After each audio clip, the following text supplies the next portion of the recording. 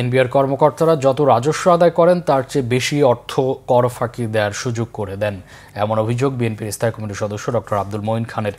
Policy research institute আয়োজিত সামষ্টিক অর্থনীতির মাসিক পর্যালোচনা বিষয়ে আলোচনায় এই অভিযোগ করেন তিনি।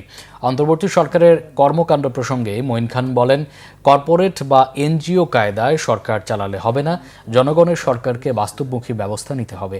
এনবিআরের সাবেক চেয়ারম্যান ডক্টর আব্দুল মজিদ বলেন, বিগত সরকার বাছ বিচার ছাড়াই চড়া সুদে ঋণ নিয়ে দেশকে বিপদে ফেলেছে।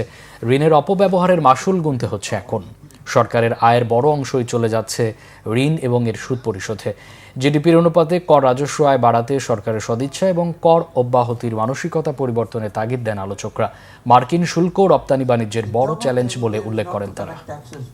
But to tell the taxpayers that you give me so much and I will cut down your taxes by so much. That is the proposal he gets from the India. These are the facts. I do not want to identify anybody. I do not want to complain against anybody. But this is what is happening in the NBR Board of Revenue right now.